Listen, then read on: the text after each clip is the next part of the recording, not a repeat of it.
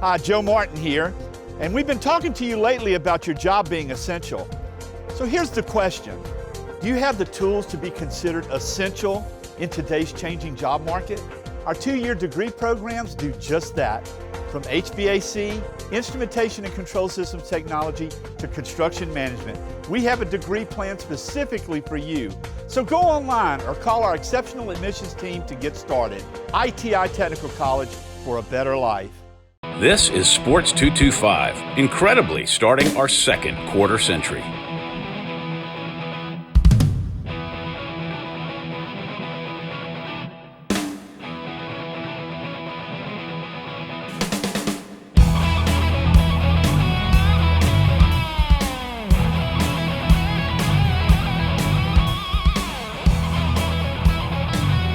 Sports 225 is brought to you by Breck. And now, me.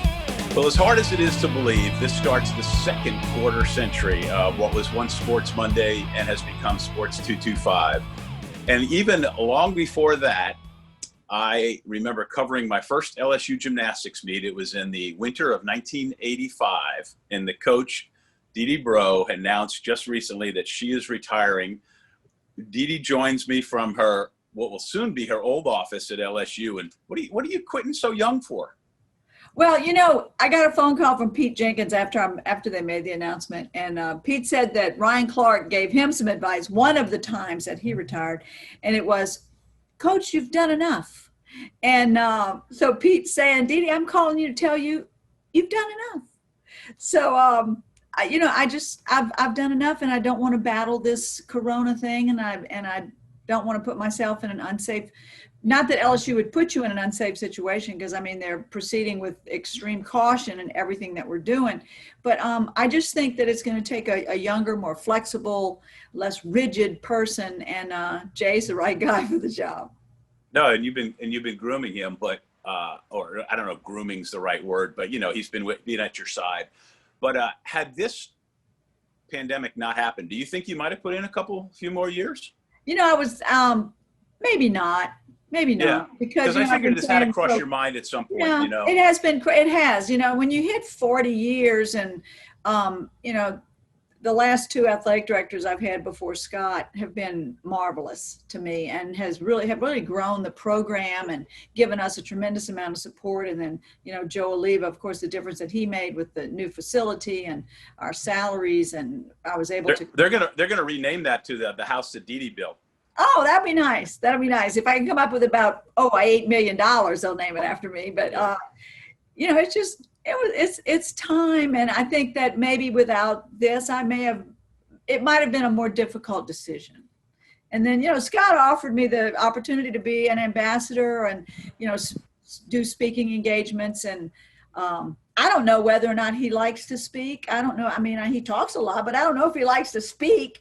And so maybe he's getting some phone calls and he can pass them on to me. I don't know. But it was a great opportunity for me to not coach, to slide out, let Jay come in and bring somebody young and a fresh start and move this program, because it's never been better. You know, it's just great. And maybe, you know, put that flag at the very, very top of the mountain.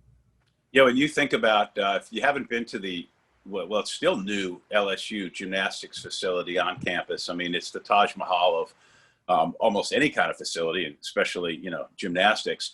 But to go back, so like we said, you know, Dee's, you're from over near where are you from?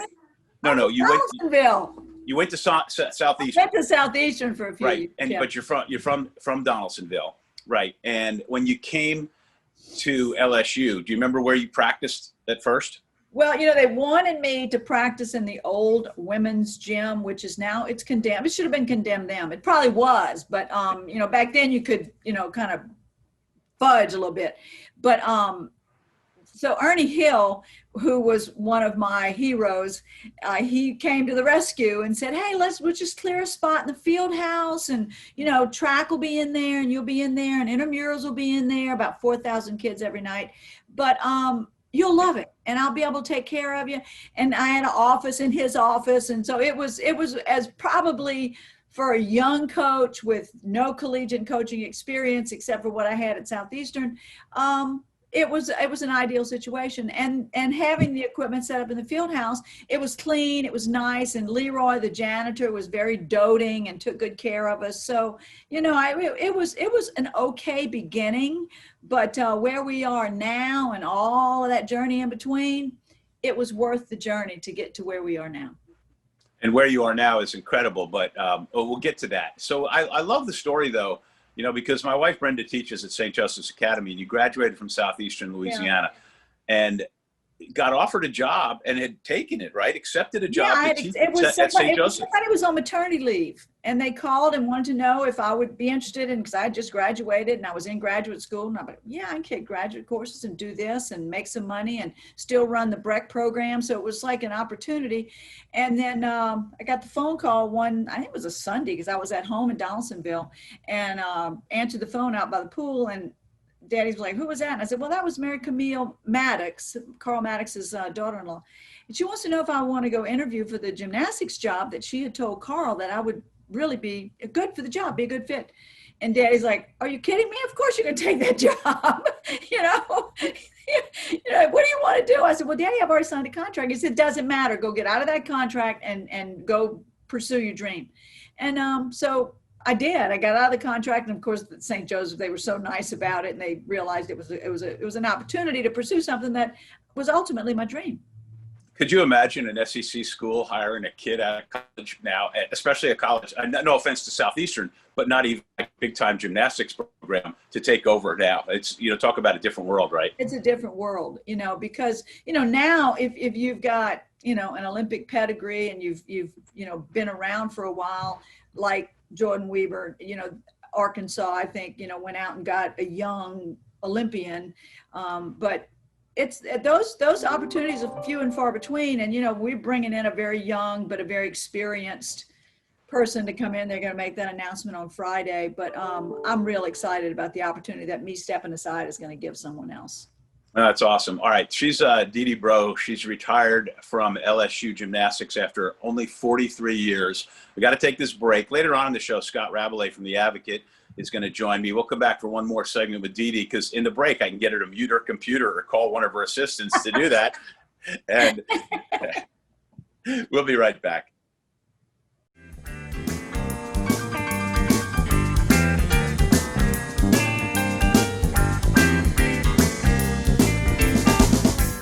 Breck is here for you. Refresh your mind online and outdoors with their Refresh Your Mind webpage. Check out virtual versions of some of your favorite Breck activities and adventures. See which parks are open and safe to visit, as well as ideas for you and your family that will revive and refresh your mind in a positive and safe way. You'll also find videos and content on Breck's social media pages. Visit Breck today without leaving your home. Breck.org/refresh.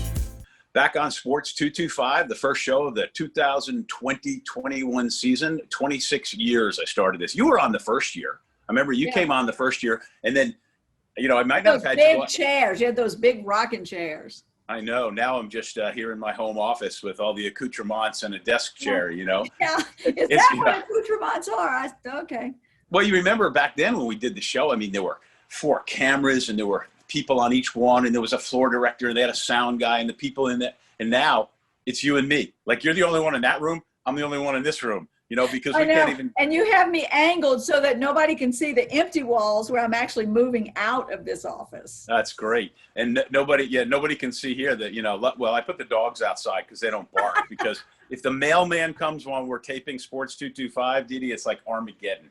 But but anyway, so one of the things that's amazing about not only, I mean, you had successes with the athletes you recruited. You had wonderful people come across those 4 decades. Right.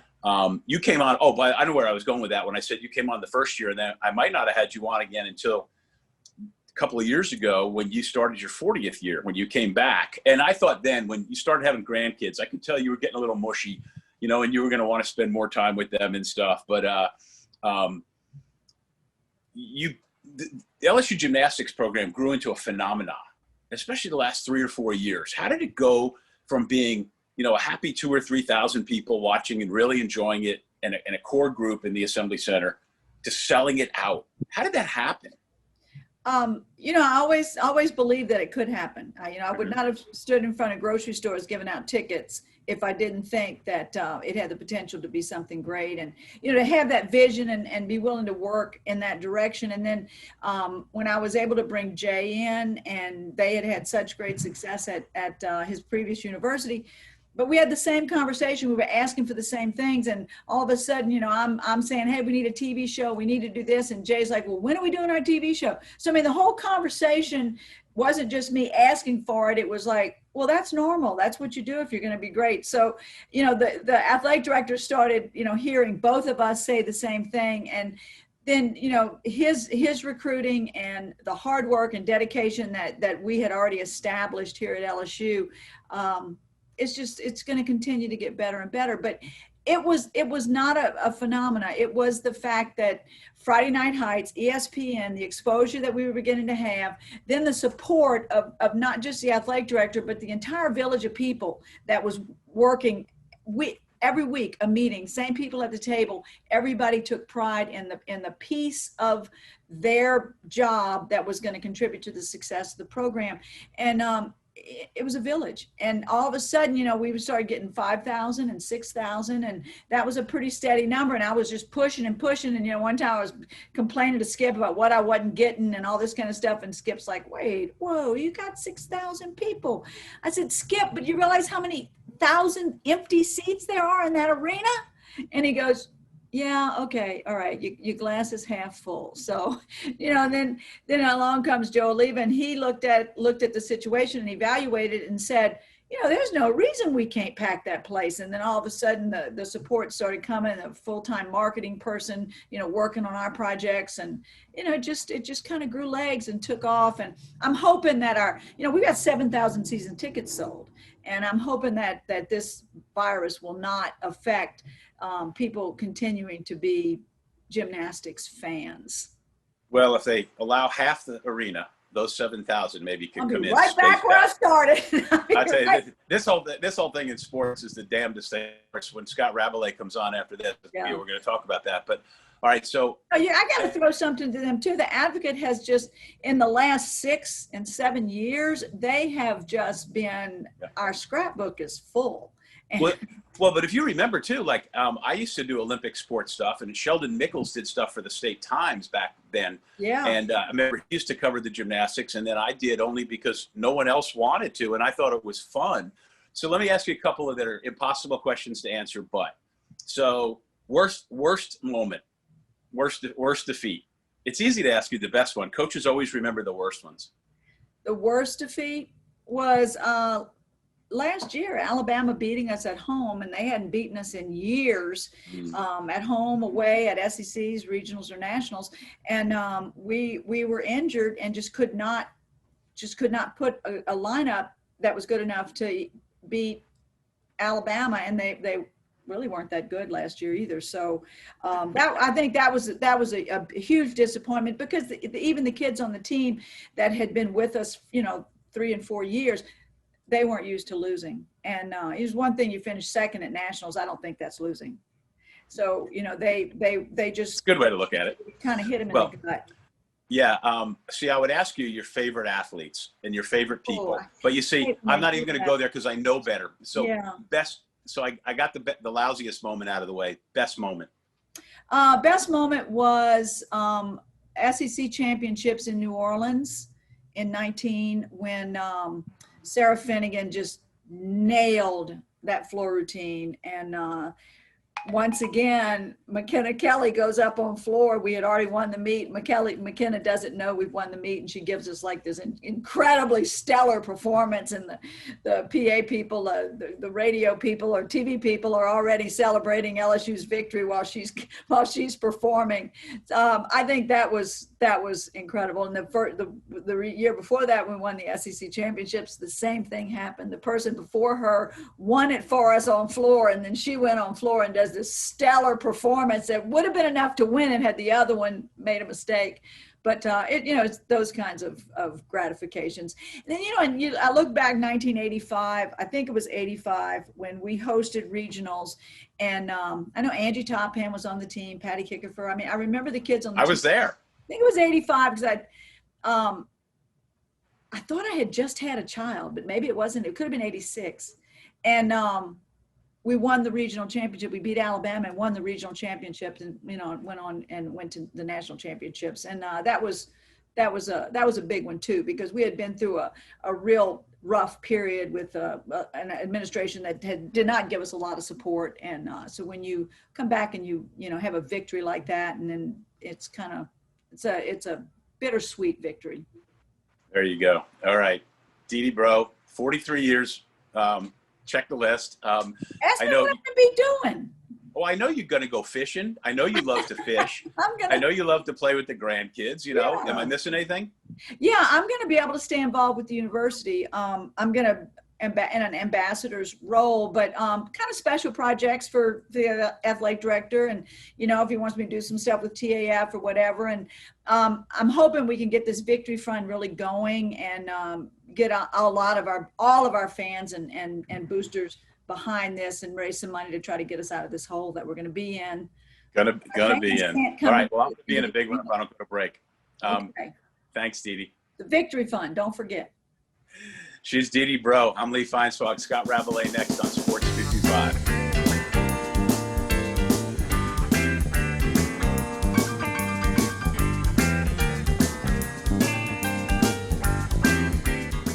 Breck's crews are keeping spaces clean and safe for you in our parks during this difficult time. Governor Edwards deemed outdoor activities as essential in his stay-at-home order, but ordered the closure of playgrounds, other high-touch places, and banned groups of more than 10 people. So you can walk, hike, bike, or run in parks, conservation areas, and trails. But please stay 6 feet away from others and avoid the places blocked off by tape or closure signs. Let's work together to play it safe at Breck Parks.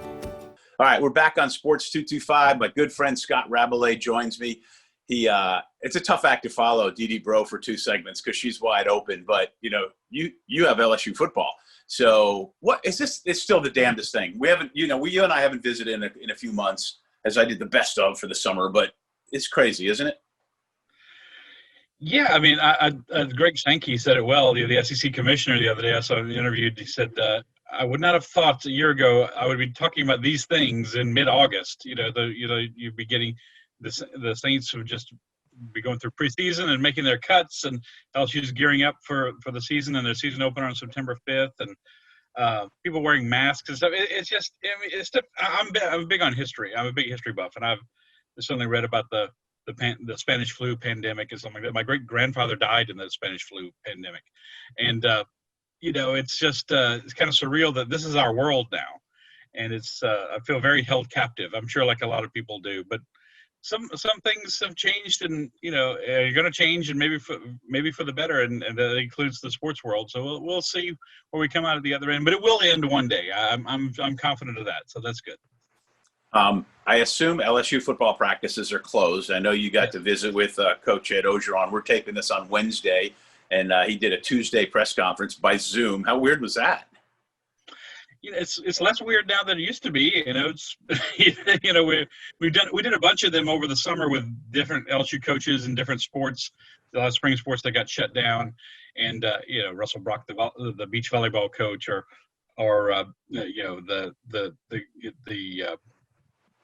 basically Paul Maneri, all kinds of different. Yeah. So, it's getting less weird. You missed that human interaction. I went Sunday to Lafayette for our Louisiana Sports Hall of Fame selection process, which is very hush hush. I can't divulge anything there. And it was nice to just be in a room with people. Of course, there were people there. About a fourth of us were on Zoom. So it was. Yeah. It's kind of like that. So we're wearing masks, so they're on Zoom, and it's just hand sanitizer. Everyone's dipped in hand sanitizer, and you try to press forward. It's amazing people's ability to adapt. But once in a while you sit back and go, man, how different things are. Well, if there is an LSU football game on September 26th, and I still say that with this situation changing as quickly as it does, heck, by the time you and I put this on the air on Friday, who knows what, but right now they're targeted to play at home. How many people do you think will be in the stadium that day watching?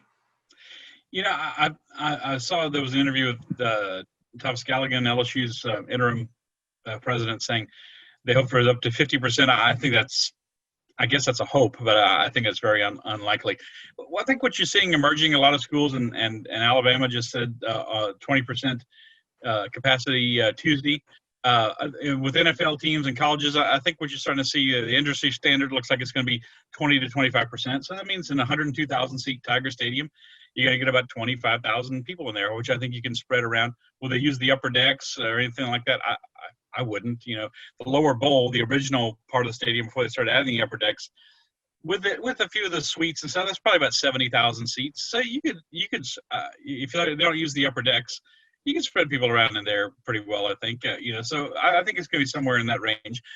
The big key is, and where LSU and all these schools and teams have to walk carefully is, which 20,000, 25,000 people you let in the stadium. You don't want to alienate people for the future, saying, hey, I want to go watch LSU play, and and you guys totally iced me out. I'm never coming back. So that's a problem. Yeah, the golden rule, those with the gold are going to rule, because it just stands to reason, especially in the SEC memorandum they sent out, which was incredibly detailed, by the way, and they thought of everything except for, of course, people showing up with coronavirus. But even in the suites, there'll be no suite hopping. Like you're not allowed to go from suite. Who's going to keep you from going from? Have you ever been over to watch a game in the suites by chance? I know, because normally you'd be in the press box. No.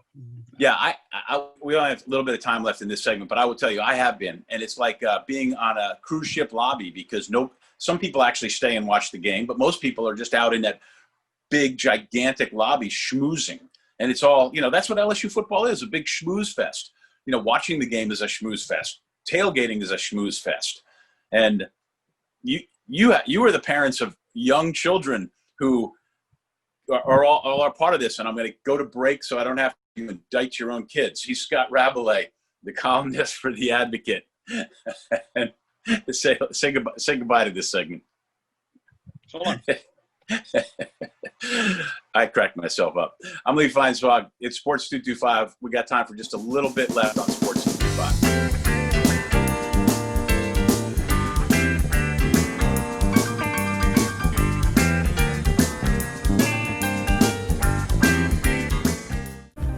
With schools out, children across our community are missing the nutritious meals they rely on each day. Along with the public school systems, Breck has partnered with 3 O'Clock Project to have thousands of meals delivered in our parks. The meals are free to anyone under 18. Please visit 3o'clockproject.org/COVID to see the schedule and find the location closest to you. During this uncertain time, Breck is here for you. All right, coming down the home stretch of this first Sports 225 of the 2020-21 season, our 26 on the air. And I didn't bring it up, but 26 years ago, the first guest was Scott Rabelais. He joins me from his home office, and I love what you've done with the place. Yes, it's very early longshoreman. It's kind of got an industrial feel to it, but it's home. We all work out of what we can work out of. Scott, seriously though, do you think there will be football on September 26th? Yes, I do. I think they will start the season. Finishing is another matter. I think that's much more problematic. Obviously, we've seen a lot of shutdowns and reverting back to online classes at schools around the country. Notre Dame is talking about it. North Carolina has done it.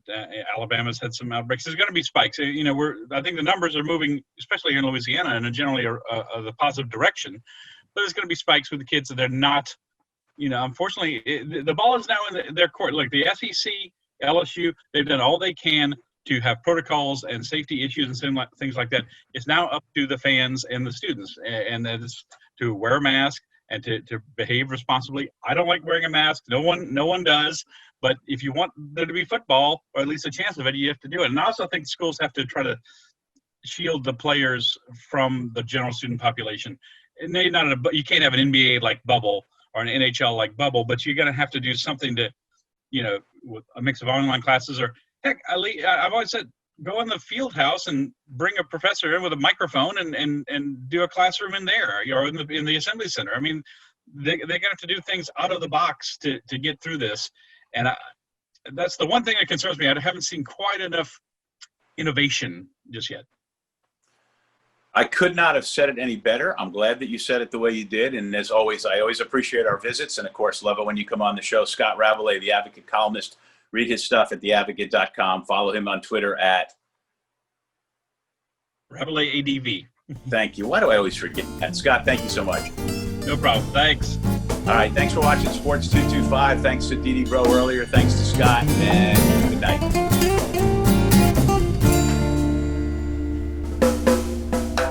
At carnival time by Baton Rouge Bay, that's the site of my story.